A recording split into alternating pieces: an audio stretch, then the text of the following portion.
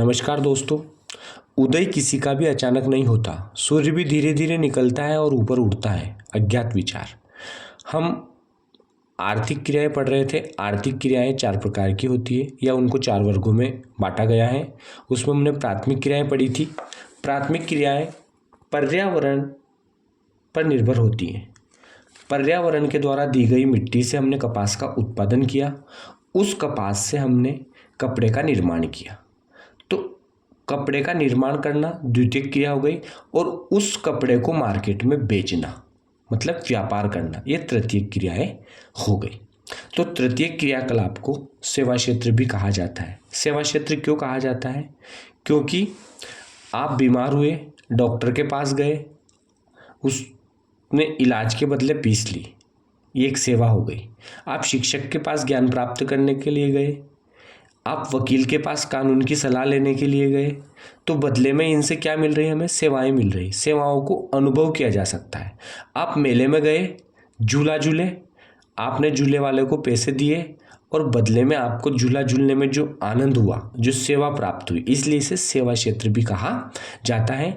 2 number का या 1 number में प्रश्न पूछा जाता है कि सेवा क्षेत्र क्या है? सेवा क्षेत्र क्या है? तृतीयक क्षेत्र की गतिविधियों से वस्तुओं के स्थान पर सेवाओं का सृजन होता है, इसे सेवा क्षेत्र कहा जाता है। तृतीयक क्रियाकलाप के उदाहरण बताओ। उदाहरण में आ जाएगा शिक्षक, डॉक्टर, व्यापारी, वकील, धोबी और नाई। ये सारे जो हैं इनसे हमें सेवा प्राप्त करते हैं। नाई से हम शेविंग करवाते हैं, सेवा प्राप्त करते हैं। धोबी कपड़े धोकर देते हैं, इनसे हम सेवा प्राप्त करते हैं। डॉक्टर, इनसे हम इलाज करवाते हैं, इनसे हम सेवा प्राप्त करते हैं। वकील, इनसे हम सेवा प्राप्त करते हैं। तो इन सब के कार्यों को हम तृतीयक क्रियाकलाप के अंतर्गत सम्मिलित करते हैं। तृतीयक क्रियाकलापों में किसे सम्मिलित किया जाता है? तो तृतीयक क्रियाकलापों में उत्पादन और विनिमय दोनों को सम्मिलित किया जाता है। उत्पादन का जो अर्थ होता है वो सीधा सीधा होता है, जैसे हम किसी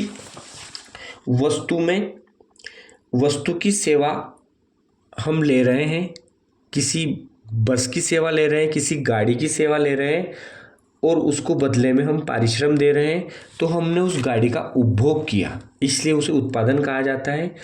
और विनिमय के अंतर्गत व्यापार, परिवहन और संचार, व्यापार, परिवहन और संचार तीनों को सम्मिलित किया जाता है। नोड किसे कहते हैं? नोड किसे कहते हैं? 2 अथवा अधिक मार्गों का संधि स्थल मतलब भाग। एक उद्गम बिंदु मतलब जहाँ से हम प्रारंभ करते हैं। एक गंतव्य बिंदु मतलब अपना घर तो हो गया उद्गम और अपना स्कूल पहुँचना रोज हमें तो हो गया गंतव्य बिंदु। अथवा मार्ग के सहारे कोई बड़ा कस्बा नोड होता है। कस्बा गांव से बड़ा होता है और शहर से छोटा होता है, इसे कस्बा कहते हैं। और ये मार्ग में जो पड़ता है कस्बा, उस कस्बे को नोड कहते हैं। नोड तो आ गया समझ में। कस्बा किसे कहते हैं? जो गांव से बड़ा होता है और नगर से या शहर से छोटा होता है, उसे हम कस्बा कहते हैं। जहाँ पर आधी विशेषताएं तो ग्रामीण पाई जाती हैं और आधी विशेषताएं नगरीय पाई जाती हैं। अब योजक किसे कहते हैं? प्रत्येक सड़क जो 2 नोडों को जोड़ती हैं योजक कहलाती हैं। प्रत्येक, ये सड़क है, मान लो ये सड़क मार्ग है, ये एक नोड है और यही सड़क इस कस्बे को भी जोड़ रही और इस कस्बे को भी जोड़ रही, तो ये योजक कहलाती है। जो 2 नोडों को जोड़ती है उसे योजक कहते हैं। नोड मतलब कस्बा, जो 2 कस्बों को जोड़ती है उसे हम योजक कहते हैं। विश्व के प्रमुख पर्यटन प्रदेशों के नाम बताइए। पर्यटक, घूमने फिरने वाले स्थान, आनंद प्राप्त करने वाले स्थान, उसे कहा जाता है पर्यटक। भूमध्य सागरीय तट के चारों ओर का स्थान तथा भारत का पश्चिमी तट विश्व के लोकप्रिय पर्यटक गंतव्य स्थानों में से एक है। भूमध्य सागरीय, मैंने आपको बताया था भूमध्य सागर के आसपास कौन सी कृषि की जाती है? खट्टे फलों की कृषि। भूमध्य सागर के आसपास कौन सी कृषि की जाती है? खट्टे फलों की कृषि। उसी प्रकार भारत का जो पश्चिमी तट है, ये गुजरात से लेकर कन्याकुमारी तक का, ये तट भी पर्यटन की दृष्टि से बहुत ही महत्वपूर्ण है। यहाँ पर लोग घूमने जाते हैं, अपनी छुट्टियाँ मनाने जाते हैं। गुजरात में द्वारका के दर्शन, गोदावरी नदी, त्र्यंबकेश्वर, केरल का तट, वहाँ पर घूमने जाते हैं। गोवा, मुंबई। पर्यटन किस क्रियाकलाप के अंतर्गत आता है? पर्यटन तृतीयक क्रियाकलाप के अंतर्गत आता है। चिकित्सा पर्यटन किसे कहा जाता है? चिकित्सा पर्यटन का मतलब होता है जैसे संयुक्त राज्य अमेरिका का आदमी इलाज कराने भारत आएगा तो उसे पर्यटन, चिकित्सा पर्यटन कहा जाएगा, क्योंकि संयुक्त राज्य अमेरिका का इलाज उसके लिए महंगा पड़ रहा पर भारत का उसके लिए सस्ता पड़ रहा, तो वो अमेरिका में इलाज नहीं करा के वो कहाँ कराएगा? भारत में। तो बहुत सारे जो मरीज हैं वो समुद्र पार मतलब दूसरे देशों से दूसरे देशों में इलाज कराने के लिए जाते हैं, तो उसे कहा जाता है चिकित्सा पर्यटन। इससे भी एक देश को आय प्राप्त होती है। जैसे भारत में आ रहा है अमेरिका का व्यक्ति या पाकिस्तान का व्यक्ति या बांग्लादेश का व्यक्ति या नेपाल का व्यक्ति, तो वो बदले में यहाँ धन दे रहा, पैसे की प्राप्ति हो रही भारत सरकार को। जब चिकित्सा उपचार को अंतर्राष्ट्रीय पर्यटन गतिविधि से जोड़ दिया जाता है तो इसे सामान्यतः चिकित्सा पर्यटन कहा जाता है। फुटकर व्यापार सेवा को स्पष्ट कीजिए। फुटकर का मतलब होता है, एक होता है थोक व्यापारी, एक होता है फुटकर व्यापारी, जो अपने माल को दुकान पर बैठकर, गली में घूमकर या पर बस में बोली लगाकर या गांव-गांव घूमकर बेचता है, उसे हम फुटकर व्यापारी कहते हैं। ये वह व्यापारिक क्रियाकलाप है जो उपभोक्ताओं को वस्तुओं के प्रत्यक्ष विक्रय से संबंधित है। विक्रय मतलब बेचने से। अधिकांश फुटकर व्यापार केवल विक्रय से नियत प्रतिष्ठानों और भंडारों में संपन्न होता है। उदाहरण फेरी वाला, रेहड़ी वाला, ट्रक, द्वार से द्वार। ऑनलाइन शॉपिंग, आपके घर आ जाएगा, आप ऑर्डर दो आपके घर आ जाएगा। डाक आदेश, कोई भी पत्र आपको मिलेगा तो घर पर आकर डाकिया देगा। दूरभाष, स्वचालित बिक्री मशीनें तथा इंटरनेट इसके उदाहरण हैं। ग्रामीण क्षेत्रों में लगने वाले आवधिक बाजार की 3 विशेषताएं लिखी है। ये जो प्रश्न है ये बहुत महत्वपूर्ण है। आवधिक बाजार को साप्ताहिक बाजार भी कहते हैं। तो ग्रामीण क्षेत्र में लगने वाले आवधिक बाजार, आपके गांव में भी बाजार लगता होगा पर ये सप्ताह में एक बार ही लगता है, मतलब ये रोज रोज नहीं लगता है। जैसे नगरी बाजार तो रोज लगेगा, लेकिन वहाँ तो सारी वस्तु मिलेगी, लेकिन ग्रामीण क्षेत्रों में सप्ताह में एक बार लगने वाला बाजार। तो ग्रामीण क्षेत्रों में जहाँ नियमित बाजार नहीं होते हैं वहाँ कालिक अंतरालों पर बाजार लगाए जाते हैं। समय कालिक मतलब अलग अलग समय पर, एक निश्चित दिन पर, दिन निश्चित होता है।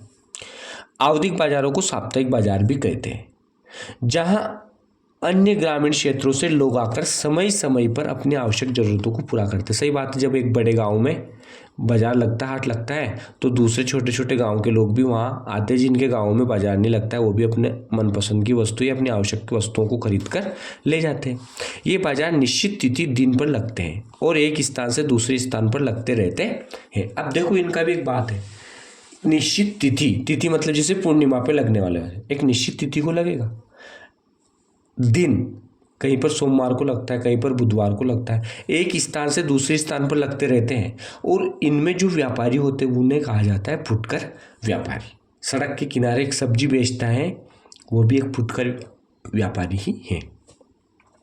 अबे संसार में फुटकर व्यापार व थोक व्यापार में अंतर स्पष्ट कीजिए। बहुत ही महत्वपूर्ण प्रश्न है, आरंभिक प्रश्न है। फुटकर व्यापार और थोक व्यापार, देखो दोनों का काम एक ही है लेकिन दोनों के नाम अलग अलग हैं। दोनों वस्तुएं बेचते हैं पर अंतर यह है कि थोक व्यापारी जो होते हैं वो बड़े होते हैं, बड़े व्यापारी। मतलब वो जैसे हम मान लो 1 किलो शक्कर लेने जाना है, 1 किलो शक्कर चाहिए, तो वो हमें थोक व्यापारी के पास नहीं मिलेगी। थोक व्यापारी क्या होते हैं? वो बड़े व्यापारी होते हैं और फुटकर व्यापारी होते हैं वो छोटे व्यापारी होते हैं। ये जो फुटकर व्यापारी होते हैं ये थोक व्यापारियों से वस्तुएं खरीदते हैं बड़ी मात्रा में और फिर उनको छोटी छोटी मात्रा में करके हमको देते हैं। तो थोक व्यापारी क्या होते हैं? बड़े व्यापारी। और फुटकर व्यापारी क्या होते हैं? छोटे व्यापारी। तो पहला है इसमें, यह थोक विक्रेताओं से बड़ी मात्रा में माल का क्रय कर अंतिम उपभोक्ताओं को थोड़ी थोड़ी मात्रा में बेचते हैं। क्रय मतलब खरीद कर, थोड़ी थोड़ी मात्राओं में। जैसे 1 किलो शक्कर देना, 2 किलो शक्कर देना, चाय की पत्ती देना, तो ये थोड़ी थोड़ी मात्राओं में खरीदते हैं। थोक विक्रेता अपने माल को बड़ी मात्रा में फुटकर व्यापारी को बेचता है। एक पॉइंट आ गया समझ में। माल को कई प्रकार से बेचा जाता है। कई प्रकार से मतलब हाट बाजार में बेचना, दुकान पे बेचना, आवाज़ लगाकर बेचना, बस में बेचना, इसे। और थोक विक्रेता, थोक व्यापार का गठन अनेक बिचौलियों से, मतलब वो जिनको हम दलाली या दलाल जो शब्द उपयोग में लाते हैं वो बिचौलिए। सौदागरो और पूर्तिगरो। पूर्तिगर मतलब जहाँ पर बनता है, सीधा जो उत्पादक करता होता है, जो फैक्ट्री का मालिक होता है, जो बनाता है वहीं से खरीदता है। फुटकर व्यापारी क्रेताओं को उधार की सुविधा देता है। जो फुटकर व्यापारी है गांव में क्या है कि अब खाता बना लेते हैं और वो व्यापारी से सामान लाता रहता है और फिर वो पैसे जमा बाद में कर देता है 2 महीने 6 महीने के बाद। और थोक विक्रेता प्राय फुटकर व्यापारियों को उधार देते हैं, मतलब ये बड़े बड़े व्यापारी छोटे व्यापारियों को भी उधार देते हैं और ये उपभोक्ताओं को उधार देते हैं। इनका लाभ अधिक होता है और इनका लाभ कम होता है। क्यों होता है बताओ आप इनका लाभ कम? इनका लाभ क्या है? ये उन्हीं वस्तुओं को खरीदेंगे जो जिनकी वस्तुओं की मांग अधिक रहती है, जिनको लोग अधिक खरीदते हैं। थोड़ी थोड़ी मात्रा में बेचेंगे, बाहु में ज़्यादा में बेचेंगे। और ये व्यक्ति क्या है, ये अधिक मात्रा में एक साथ वस्तुओं को बेचते हैं, इसलिए इनको कम मूल्य पर बेचना पड़ता है। इनमें पूंजी कम लगती है, इसमें पूंजी अधिक लगती है। फुटकर व्यापारी में पूंजी कम लगती है, कम रुपए का सामान लाएगा, रोज के बिक्री के हिसाब से सामान लाएगा और ये इकट्ठा खरीदता है तो उसको पूंजी की आवश्यकता अधिक होती है। अगला प्रश्न है बहुत महत्वपूर्ण, पर्यटन किसे कहते हैं? पर्यटन मतलब मैंने वही बताया था, घूमने फिरने वाली स्थान, जैसे पंचमढ़ी हो गई है ना, बड़ा तालाब हो गया, या फिर ऐसा स्थान कन्याकुमारी हो गई, हिमालय वाला हो गया, है ना। तो ऐसी जगह जहाँ पर लोग घूमने के लिए जाते हैं, जहाँ छुट्टी बिताने के लिए जाते हैं, वहाँ कोई व्यापार नहीं किया जाता है। वो अपने आनंद के लिए, अपने दैनिक कार्य से हट के थोड़ा नया कुछ आनंद आए, इसके लिए, जैसे भेड़ाघाट का जलप्रपात हो गया, है ना, धुआंधार जलप्रपात हो गया, नर्मदा नदी की रिक्त घाटी हो गई है। इस प्रकार इसे कहते हैं पर्यटन। तो पर्यटन एक यात्रा है जो व्यापार की बजाय प्रमोद का मतलब होता है प्रसन्नता, खुशी, हर्ष के उद्देश्यों के लिए की जाती है। इसे पर्यटन कहते हैं। पर्यटन को आकर्षित करने वाले कारक देखो, सबसे पहले वहाँ की जलवायु बहुत अच्छी होना चाहिए। जलवायु जैसे गर्मी में हमारे यहाँ उत्तर भारत में बहुत ज़्यादा गर्मी पड़ती है, लेकिन दक्षिण भारत में गर्मी नहीं पड़ती है।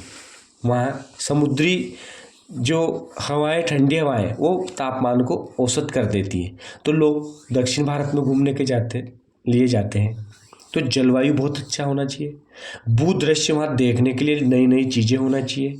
वहाँ का इतिहास बहुत अच्छा होना चाहिए, जैसे राजस्थान का इतिहास, शौर्य गाथाओं वाला इतिहास, राजा महाराजाओं से संबंधित। वहाँ की कलाकृति, सांची का स्तूप, नए नए द्वार, ये। और पर्यटन को साथ में आवास, भोजन, परिवहन, मनोरंजन, विशेष दुकानों की सेवा होनी चाहिए। वहाँ पर लोग घूमने के लिए जाएंगे। तो पर्यटन का प्रश्न भी पूछा जाता है। फुटकर व्यापार और थोक व्यापार, ये भी प्रश्न पूछा जाता है। आवधिक बाजार का प्रश्न भी पूछा जाता है। इसलिए इन प्रश्नों को आपको बहुत अच्छे से करना है और संसार में फुटकर और ये प्रश्न तो आपको बहुत अच्छे से करना है। धन्यवाद।